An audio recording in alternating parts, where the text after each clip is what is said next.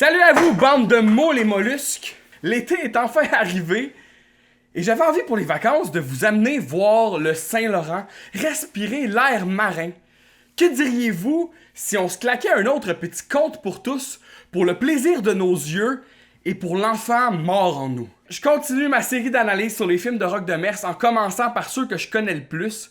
Donc c'est malheureusement pas aujourd'hui que je vais faire Daniel et les Super Dogs. Mais ce film-là va venir, je vous le promets. Non, étant donné, comme je disais, que c'est la saison estivale, j'ai choisi pour l'occasion un autre putain de classique. J'ai nommé La Grenouille et la Baleine. Sorti en 87, La Grenouille et la Baleine est un autre magnifique film écrit par André Melançon, auteur de Bac et Bottines, et réalisé aussi par le célèbre réalisateur québécois Jean-Claude Lard, qui lui était plutôt étranger au cinéma pour enfants.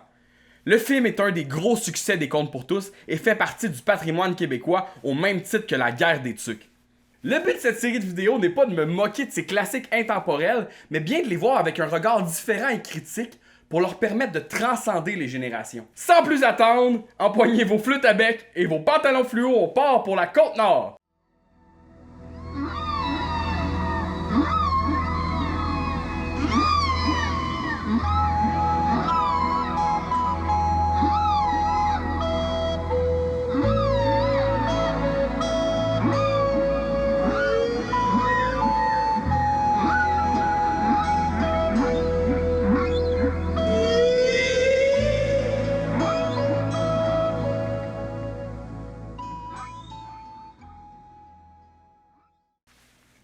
Le film commence avec des magnifiques images documentaires sur les cétacés et une phrase est ajoutée sous le titre Conte pour tous numéro 6, dédié aux enfants de l'ère du Verseau et à leurs parents. Ben Colin, c'est moi ça, je suis Verseau! Quand j'étais petit cul, je tripais beaucoup sur le monde aquatique et tous les films qui se passent dans l'eau. Je pense que j'ai vu toute la série Les Dents de la Mer avant l'âge de 8 ans et je possédais même Les Aventures de l'équipe Cousteau en bande dessinée. Juste de regarder ça, ça me détend, puis je retombe immédiatement en enfance. Les synthés, les couleurs. C'est sûr que c'est pas des images tirées d'un documentaire de National Geographic, mais dites-vous que ce film-là il a été fait avant même Mon ami Willy. Ça veut dire qu'au Québec, on est vraiment des précurseurs, on est les OG des films de baleines. Bon, finalement, on nous présente deux de nos personnages principaux, Marcel puis Julie. Un jeune couple très fluo qui viennent visiter la Côte-Nord. Plus précisément le village de Mingan, d'où vient le père de Marcel. Es-tu fatigué, ma bichette? Je peux conduire? Tu me parles comme si je l'ai accouché tout de suite. Julie, ou ma bichette, comme a dit Marcel, est enceinte et son personnage est évidemment interprété ici par une jeune Marina Orsini qui avait à peine 20 ans à l'époque. Le comédien qui joue Marcel, lui, c'est le regretté Denis Forêt, et si son visage vous est familier, c'est parce qu'il l'a joué dans de nombreux films américains, dont Cliffhanger avec Sylvester Stallone et Le Masque avec Jim Carrey. That's the guy! On le reconnaît facilement à son casting de méchant aux cheveux longs, un élément récurrent dans les films d'action des années 90. En voyant la mer, Marcel a exactement la même réaction que mon père avait quand il m'amenait en Gaspésie. Sens-tu ce air-là qui te chatouille jusqu'au fond des poumons? La mer. La mer! On te voit pour vrai! Certains on t'attend de te voir! Au cas où vous me poseriez la question, non, cette chanson-là n'existe pas. Des choses si fières, cherchant mon ami! La mer! Arrête! Soudain, Marcel fait stopper le véhicule parce qu'il aperçoit quelque chose au loin. On peut pas les blâmer de paniquer, il y a clairement un corps qui flotte sur le bord de l'eau. Je vous rappelle que c'est un film pour enfants qu'on écoute là. On n'est pas loin du village. Va chercher de l'aide. Julie part chercher de l'aide et Marcel court pour venir en aide à la personne. J'aime que dans l'énervement, il crie de l'oxygène à Julie, qui elle fait juste acquiescer un peu confuse. Julie arrive au village et explique la situation à une gang de vieux qui ont à peu près autant d'empathie que de dents dans la bouche. Il y a un enfant qui est en train de se noyer près de la route à peu près un demi-mille.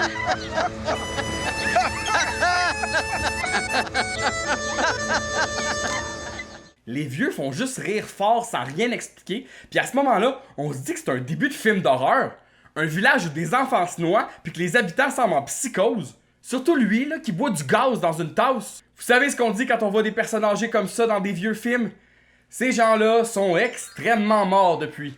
Pendant ce temps-là, Marcel fait tout et temps pour tenter de rejoindre la jeune fille, alors que la musique oscille entre mystère et comédie pour semer un doute chez l'auditeur.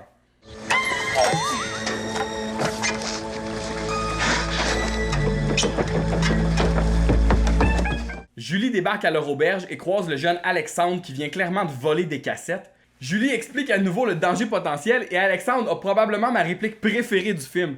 Il y a un enfant qui est en train de se noyer, il faut de l'aide. C'est pas grave, c'est ma soeur. Ensuite, elle croise enfin une adulte qui a l'air sensée, mais qui lui répond encore une fois avec moquerie.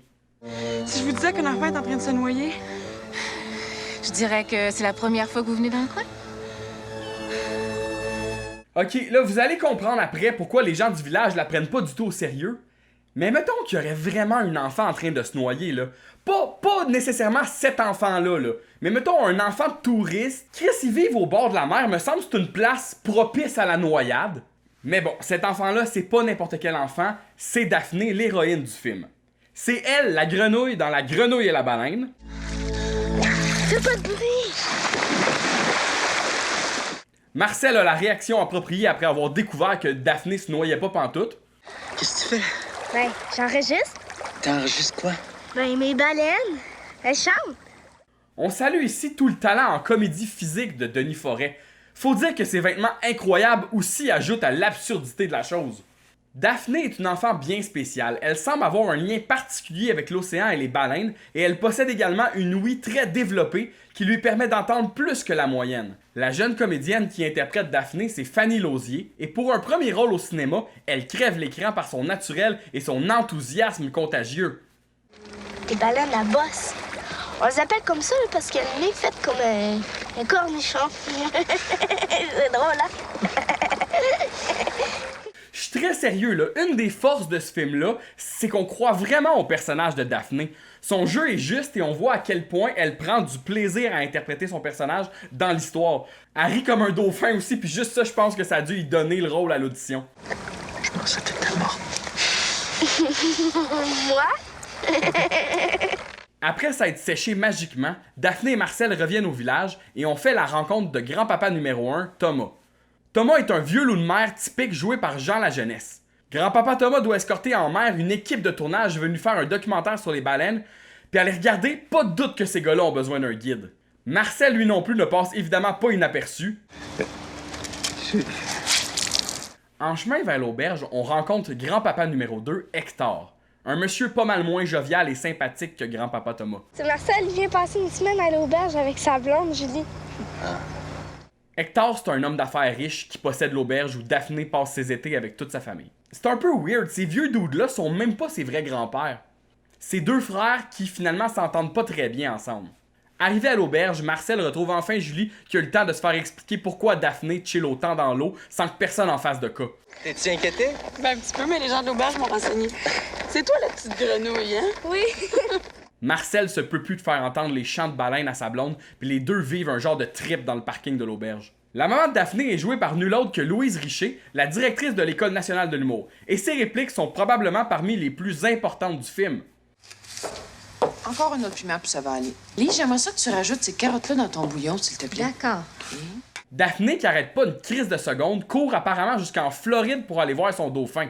Je dis ça parce que le film a été, oui, tourné dans le village de Longue-Pointe de Mingan sur la Côte-Nord, mais également dans la ville de Marathon en Floride pour les scènes avec le dauphin. Les scènes sous-marines ont même été tournées dans les îles Vierges. Quant à l'auberge, elle est située au Jardin Métis dans le Bas-Saint-Laurent.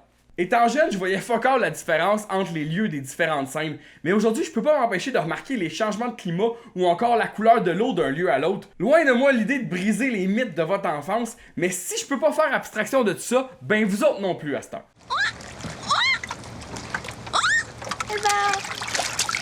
Alvar! Elvar! Oui, je vais parler de toi. Yeah, drôle, tu vas voir. Daphné parle à Elvar de Marcel et il semble bien avoir saisi l'essence de son personnage. Il s'appelle Marcel.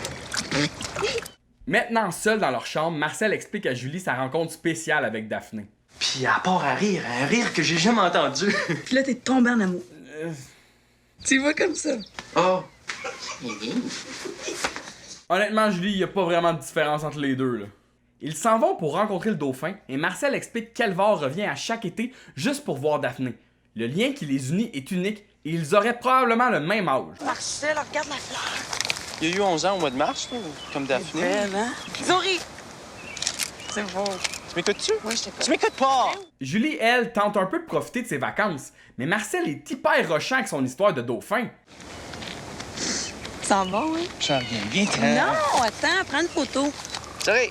OK. Viens, Julie, je pense que c'est par là. Marcel, attends! C'est un peu creepy parce qu'il vient à peine de rencontrer Daphné puis on dirait qu'il peut plus penser à autre chose.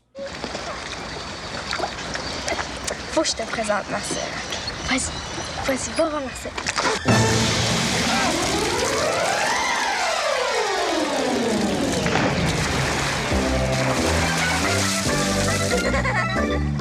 Pauvre Marcel, sérieux, il était tout énervé de rencontrer le dauphin, puis lui, il a fait un coup de cochon de même.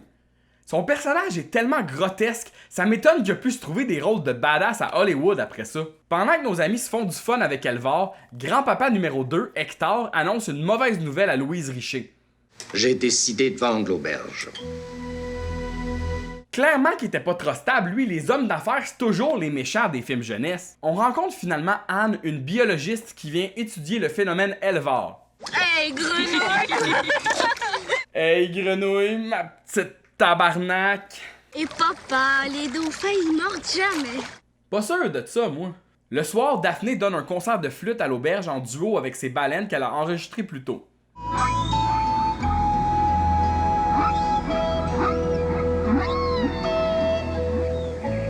C'est beau. C'est même trop beau pour une seule journée. Marcel est overwhelmed par l'émotion. Attends d'apprendre que l'auberge est à vendre, mon pauvre Marcel.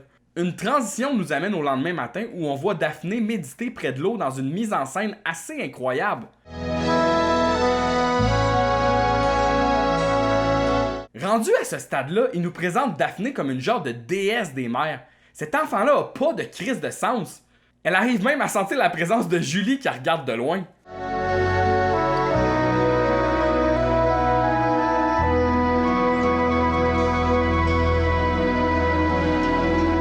Plus tard, elle réveille Marcel pour lui montrer son croquis qu'elle a fait, mais on voit jamais le dessin. Shout-out aussi au pyjama de Marcel qui ne déçoit pas au niveau du style.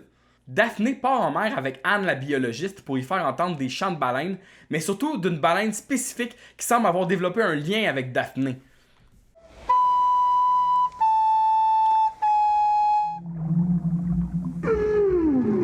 J'ai essayé de faire changer sa note hier, là.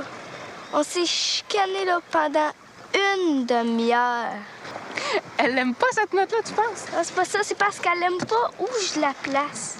Les talents de Daphné sont définitivement surnaturels. Moi, je pense que d'ici la fin de ce film-là, elle va devenir une genre d'aquawoman qui fait ouvrir les océans à coups de trident. Le plus grand professeur de musique au monde. Je l'ai appelé bémol. À l'auberge, Charles s'apprête à amener les touristes en bateau pour voir des macareux et des baleines à bosse. Moi, j'ai le goût de voir des baleines qui font de la musique. Tu vois, c'est ça qui arrive quand tu laisses Daphné ensorceler tout le monde. Ça crée des standards pour les enfants que le pauvre Charles sera pas capable de délivrer. Parmi les touristes, on compte notamment le chanteur à succès Daniel Bélanger. Mais il y a aussi ce dude-là avec une tosse de cheveux incroyable qui semble super distingué avec sa pipe. Jusqu'à ce qu'on remarque qu'il devrait peut-être pas fumer autant. Pauvre gars! Quand Charles mentionne de faire attention au chapeau à plumes, les enfants se mettent à se moquer immédiatement de la seule madame avec un chapeau dans le groupe. Et d'aller admirer. Il rit d'elle tellement fort que même les adultes finissent par embarquer. Macareux. Hector, de son côté, lui fait visiter la propriété à un gars super louche. Vas-tu en mer avec les touristes? Oh, tu sais bien que j'ai jamais eu de pied marin. Il tente de parler à Daphné qui n'est toujours pas au courant de ses manigances, mais comme à son habitude, elle tient pas en place. J'ai quelque chose à te dire. Pas tout de suite, grand-père. Si je suis pas là dans une minute, là, Alexandre va faire un infractus. Infarctus. En tout cas, ça va aller mal. Daphné va rejoindre son frère Alexandre dans son studio.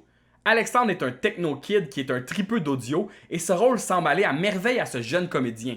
Parce que imaginez-vous donc que Alexandre est joué par Félix-Antoine Leroux, alias DJ Org du célèbre duo Seba et Org. Dans sa jeunesse, il a tenu entre autres le rôle de Bérubé dans Watatatao avant de se tourner vers une carrière musicale prolifique dans le domaine du hip-hop. Et si sa voix dans ce film-là vous dit quelque chose aussi, c'est qu'il a fait le doublage québécois pour le personnage de Tommy Farceur dans Les Aventuriers du Timbre perdu. Ah, sois pas niaiseux, voyons, c'est juste un petit timbre ordinaire.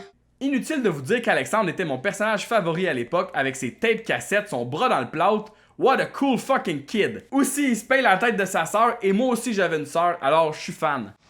Ouais, mais je pense pas que tu vas aimer ça. C'est quoi? La fois que t'as essayé d'imiter Madonna. Daphné et son frère ont l'air de préparer un coup pendable qui implique des effets sonores et j'aime le fait qu'on entende les bruits sans même que personne les fasse jouer. Oh! Un coup de tonnerre! De leur côté, Marcel et Julie apprennent la nouvelle à propos de l'auberge, ce qui plonge Marcel de plus en plus loin dans son délire obsessif de voyage. Je pense que je vais aller prévenir Elvar.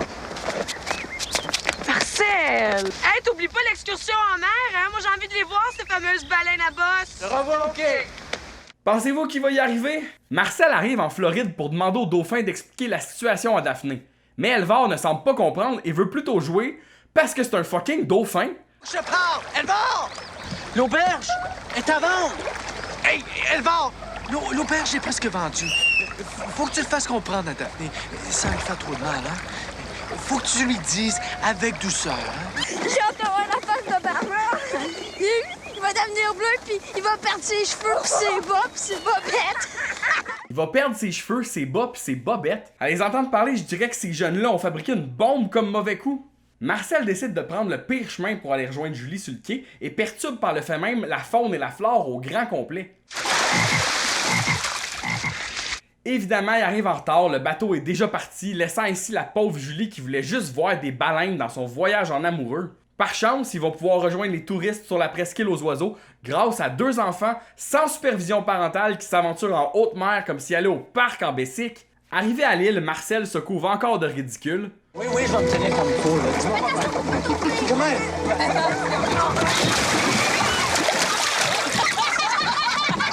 C'est fou comme on voit la joke venir à chaque fois, mais ça reste tout de même efficace. Marchez jusqu'au bout là-bas, vous allez retrouver les autres. Faites pas de bruit, puis penchez-vous le plus possible. Je continue de penser qu'ils vont faire sauter une bombe. Sur leur chemin, les enfants croisent la fameuse équipe de tournage qui sont complètement captivés par des crises de roches. Hey, restez pas là, les enfants, OK? Tapez pour vous autres! Hey, savent-tu que cette petite fille-là parle avec des dauphins puis chante avec des baleines? Me semble que ça ferait un bien meilleur documentaire que ça. Genre, on a trouvé la première mutante québécoise et future X-Men aquatiques sur la côte nord d'un petit village. Sur le bateau, un groupe de touristes admire les baleines avec des explications de Charles qui nous drop des facts super captivants sur ces bouffons de la mer, comme il dit. En fait, elles remontent ici surtout pour manger et pour accumuler des réserves. Parce qu'elles font 4 mois sans pouvoir se nourrir en retournant dans le sud. Les marins les appellent les bouffons de la mer. Parmi les touristes d'ailleurs se trouve le producteur Rock de Mers pour son caméo habituel dans Les Contes pour tous. Au fond, Rock, c'est un peu comme notre Stanley. Les autres touristes, eux, sont sur la presqu'île pour observer les oiseaux. Malheureusement pour ces touristes, ils sont tombés dans le fameux piège sonore d'Alexandre et Daphné. Action! Mesdames et messieurs, aujourd'hui nous avons le plaisir de parler à une Madame Goéland. Madame Goéland, bonjour! Bonjour! Après la diffusion d'un genre de sketch enfantin, leur mix finit avec toutes sortes de bruits cacophoniques, ce qui fait envoler la colonie d'oiseaux.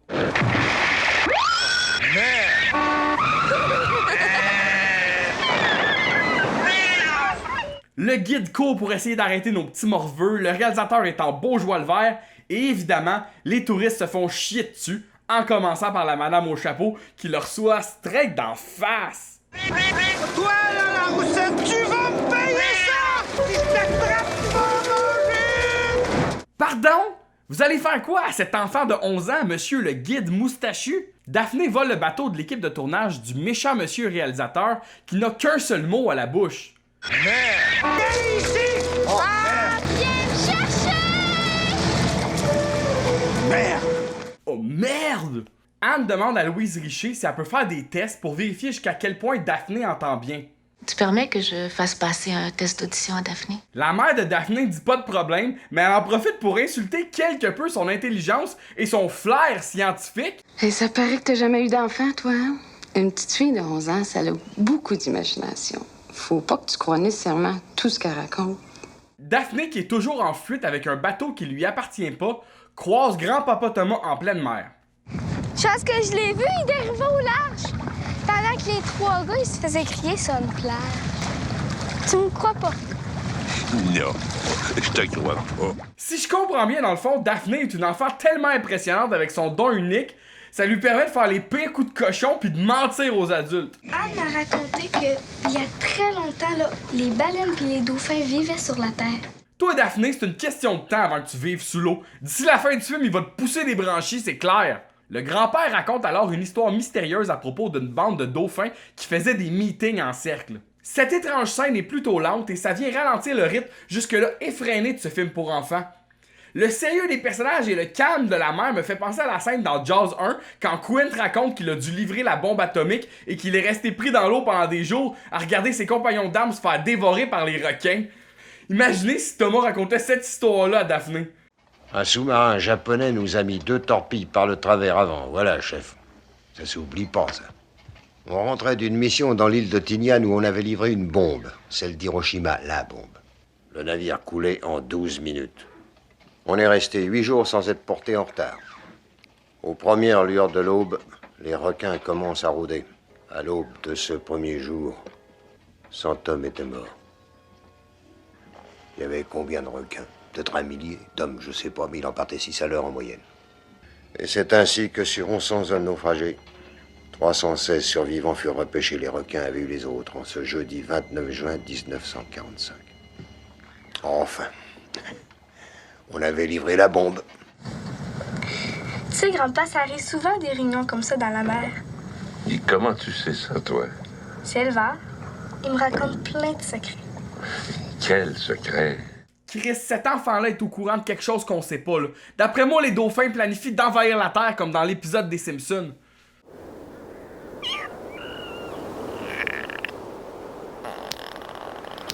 Oh, tout Jésus, ça en fait des dauphins. Pendant ce temps-là, sur la presqu'île aux oiseaux, Alexandre embarque l'équipe de tournage sur son bateau et se paye leur gueule en même temps. Attention, faut pas trop vous pencher, là! Ils mettent tout leur équipement à bord et c'est peut-être comme ça qu'Alexandre s'est bâti un inventaire aussi imposant de matériel audio. L'équipe de tournage débarque sur le bateau de Thomas et le réalisateur est bien prêt à disséquer notre petite grenouille. Où est-ce qu'elle est? Mais la petite sacripante, cette affaire! J'avais jamais remarqué, mais pour faire diversion, Thomas se met à parler en habitant pour mélanger les 3 gars. Oui, je l'ai. Mais d'abord ça, pourquoi vous fermez un œil en parlant? Pardon? Vous fermez un œil en parlant. Ouvrez les deux yeux, on se met les yeux. Daphné réussit à s'échapper encore une fois et le réalisateur se défoule sur un de ses techniciens à la place. De retour à l'auberge, Daphné passe son test d'écoute avec brio et sans surprise, elle entend fucking plus que les autres. Je l'aurais juré. On a un nouveau jeune qui se joint à nos amis dans cette scène. Il s'appelle Kaplan et je l'aime beaucoup. Oh, un être humain normal, ça dépasse pas habituellement 16 kHz. Les dauphins? 150. Les chats? À peu près 50. Les chats?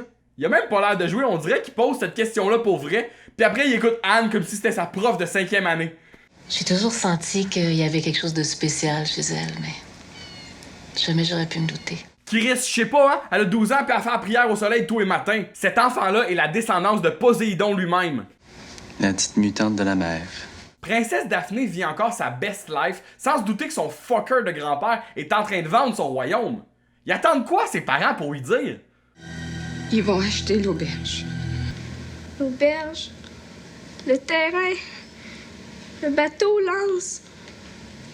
Ils achètent tout, c'est ça? Ouais, ils nous achètent aussi puis on va travailler comme des esclaves. Puis toi, tu vas donner des shows de flûte enchaînés après ton dauphin. Elle essaie d'aller faire pitié devant son enculé de grand-père et de ses associés rapaces, mais son père Charles l'en empêche, même s'il lui semble tout aussi abattu par la nouvelle. Dis-lui d'attendre, papa, dis-lui! Marcel et Julie regardent la scène, impuissants. Et Julie a vraiment l'air de se dire « C'est vraiment les pires hosties de vacances de ma vie. Moi, je voulais juste prendre des photos de fleurs puis manger du homard sur le bord de l'eau, mais à la place, on se retrouve en plein milieu d'un drame familial qui nous concerne fuck all! » Le soir venu, Daphné se pousse en douce. C'est une scène triste et déchirante, mais on peut pas s'empêcher de remarquer les vêtements ridicules de Marcel sa corde à linge. Daphné va ensuite pleurer une bonne shot en jouant avec Elvar, qui voudrait sûrement dormir, le pauvre. Comment ça dort un dauphin, vous me demandez? Ils ont besoin d'environ 8 heures de sommeil, mais pas exactement comme nous autres. Chaque côté du cerveau dort 4 heures à tour de rôle. Pendant que le côté gauche dort, le côté droit du cerveau fait remonter le dauphin à la surface pour respirer. Me semble c'est pas full reposant. Il pourrait pas genre dormir en flottant sur le top de l'eau de même. Le lendemain, Alexandre tente de nourrir Elvar, mais sans succès. On dirait même que le dauphin se laisse couler au fond de l'eau. Il est soit extrêmement fatigué parce qu'il a rapporté le bâton toute la nuit, ou il est en dépression majeure après avoir vu Daphné brailler sa vie. Elvar! Rends-toi donc malade! Alexandre bullshit sa mère pour pas qu'elle s'inquiète, puis demande de l'aide à nos héros en fluo, Marcel et Julie. On va aller voir. Daphné est pas là. Mais si vous voulez y aller, je peux vous emmener. Il les amène où Daphné va se cacher quand elle est triste. Une genre de forteresse de solitude comme dans Superman. Une enfant de 11 ans qui prend un Zodiac en pleine nuit pour aller camper sur une île voisine. J'ai jamais vu des parents autant se crisser de la sécurité de leurs enfants. Julie laisse Marcel y aller seul parce qu'elle sait qu'il a développé un lien spécial avec Daphné. Regardez-le aller! C'est lui, notre sauveur! L'homme au gilet jaune porté comme une écharpe dans le cou. Ça va-tu mieux?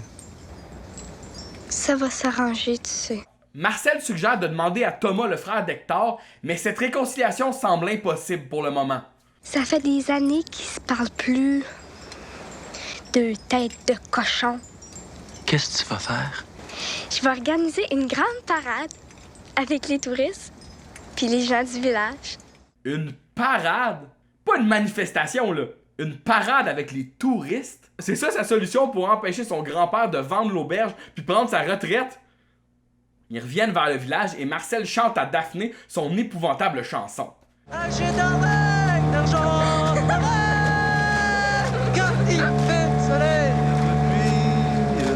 Sérieux, il chante absolument n'importe quoi, c'est clairement pas scripté ce bout-là.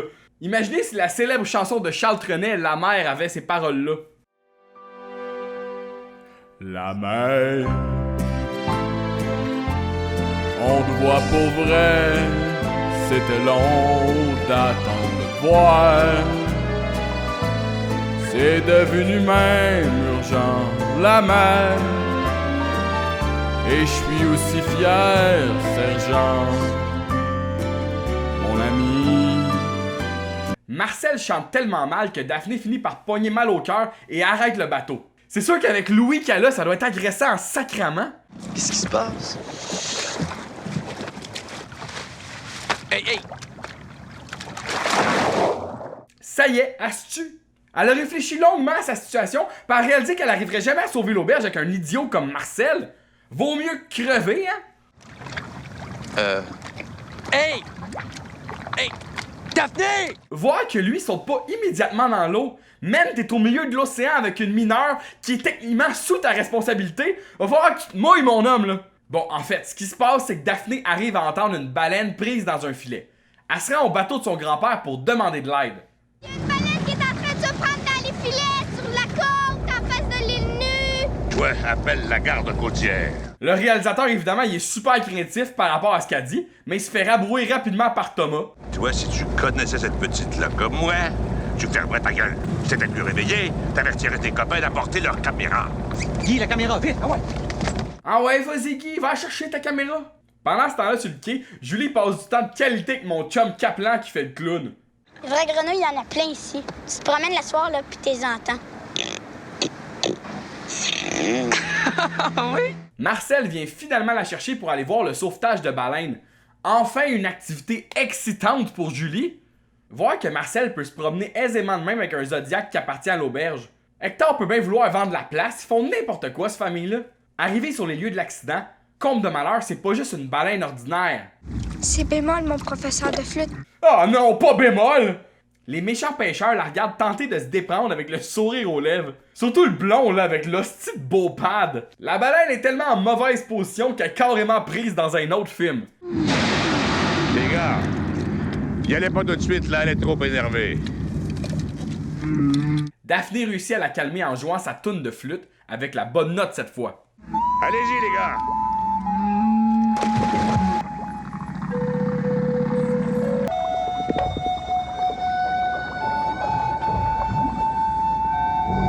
Là, il y a de quoi qui marche pas, parce que les deux gars qui plongent pour aller libérer la baleine puis couper le filet, c'est clairement le réalisateur puis son caméraman. Pourquoi Thomas a appelé la garde côtière? Puis pourquoi Guy a amené sa caméra? Moi, je pensais qu'ils étaient venus pour filmer le sauvetage, pas faire le sauvetage eux-mêmes. Ils sont qualifiés pour ça.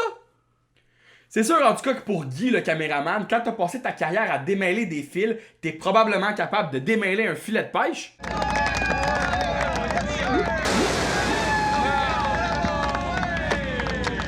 Ils reviennent au village et c'est les célébrations. Qu'est-ce qui se passe?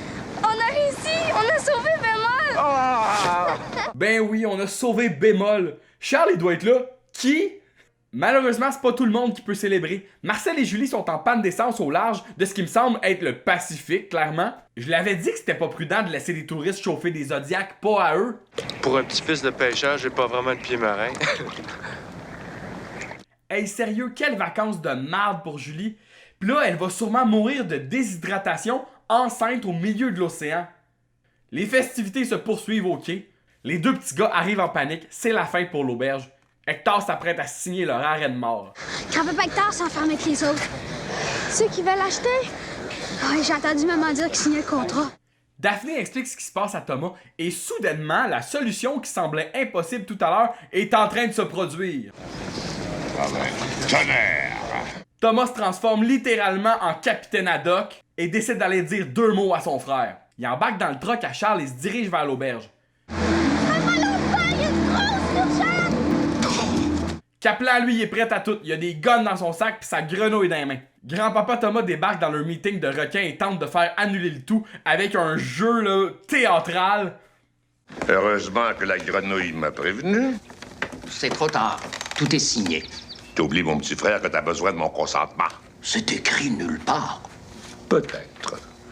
Mais c'est une promesse que nous avons faite tous les deux à notre père sur son lit de mort. Oh, my man Kaplan avec sa grenouille fait annuler les contrats. Tu t'es jamais occupé de l'auberge, Thomas. Parce que je savais que t'étais plus capable que moi.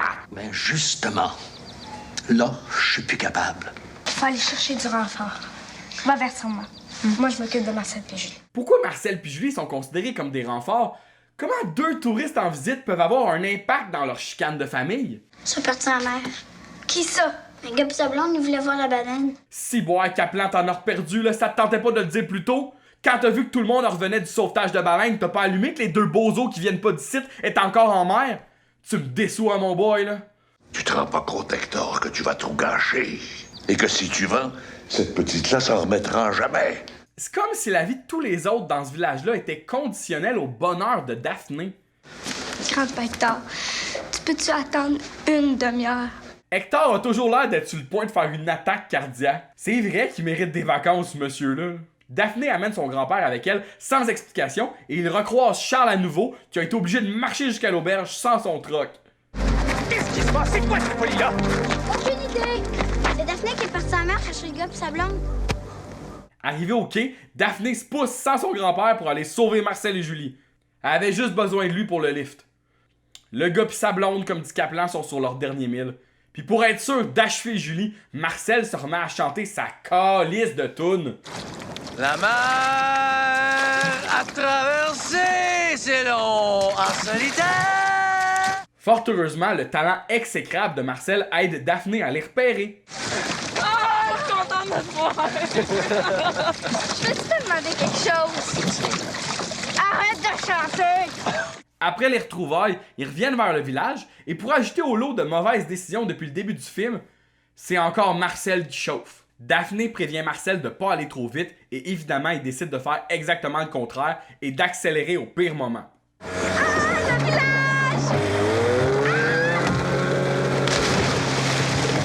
Daphné se pète la tête sur le moteur et tombe dans l'eau, puis personne s'en rend compte.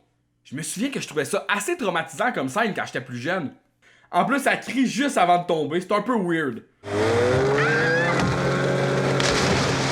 Marcel et Julie reviennent au village tout bonnement, puis tout le monde est comme « What the fuck, est où notre fille, tabarnak? » Hey, où est-ce qu'elle est?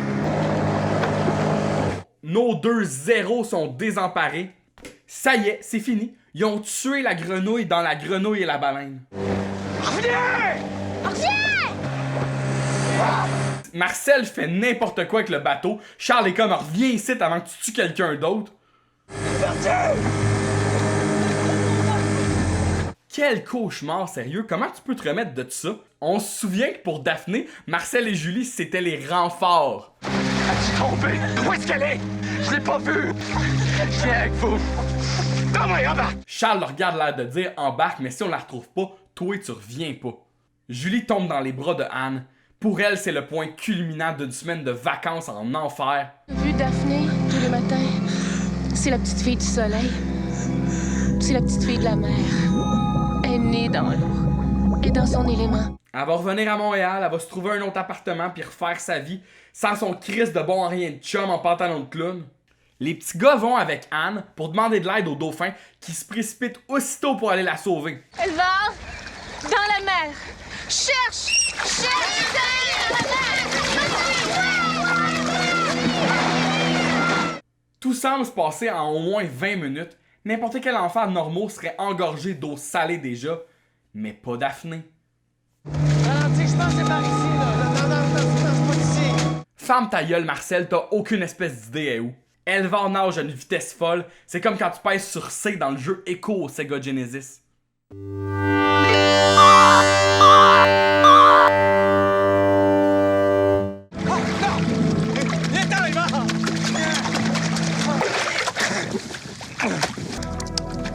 Daphné! Réveille-toi! Daphné! C'est beau, Elvar! C'est beau! Merci, Elvar! Elle va bien! Elle est correcte, Elvar! Youhou! C'est beau, Elvar. J'adore comment le personnage de Charles parle. Si Elvar, elle va bien! Elle est correcte, Elvar! Elle va bien, Elvar! De retour à l'auberge, tout le monde est soulagé de savoir que Daphné est en vie. Marcel et Julie regardent la scène en retrait, couverts de honte. Si j'étais eux, je partirais parce que la police doit s'en venir, là. C'est ironique pareil que ce film-là a commencé, puis c'est eux qui paniquaient parce qu'ils pensaient qu'une enfant se noyait, puis tout le monde s'en crissait. Puis à la fin, c'est eux qui ont failli la noyer, puis ça a forcé les gens à se mobiliser pour la sauver. Hey, c'était peut-être ça leur plan depuis le début.